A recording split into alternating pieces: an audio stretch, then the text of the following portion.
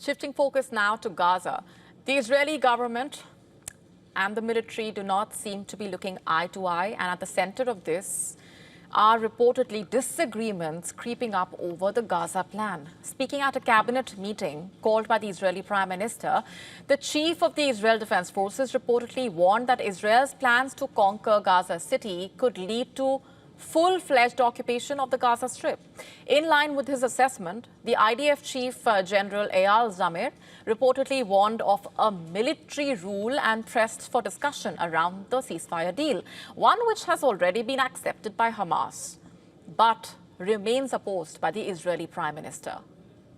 Not just that, a minister from Netanyahu's own party, David Amsalem, reportedly warned that the planned expansion of the war could turn Gaza into Israel's Vietnam, quote unquote, thus drawing a link to America's role in the Vietnam War. Refusing to hold a vote on the IDF chief's proposed truce and hostage deals, Netanyahu has said that such a thing was not on the table, reportedly. The Israeli Prime Minister added that US President Donald Trump had pushed him not to accept a partial deal and rather continue the war with Gaza with full force.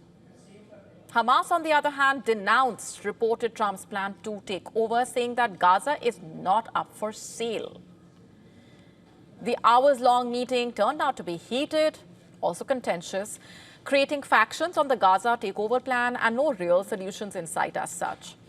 And there are huge implications as far as Gaza's future is concerned. Israel's offensive continues in Gaza. Fresh explosions across the Gaza Strip killed over 30 people reportedly, taking the death toll to 63,633 as per the Gaza Health Ministry.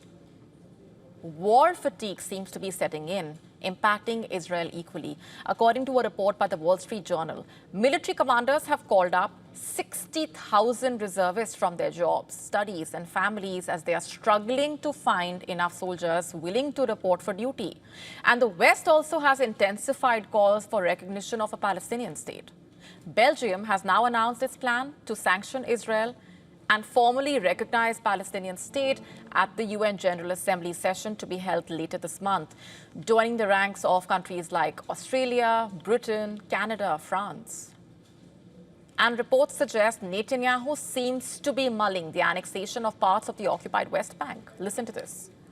It's a good thing, even if I think it's a bit late given the events. It's been going on for 2 years. Also, with the conditions that are attached, for example, I saw that Hamas would have to be disarmed and all that. So in a way, it's something that could be complicated to implement, and therefore will actually delay the recognition of the Palestinian state. It would have been better with direct recognition without conditions. For me, there you go.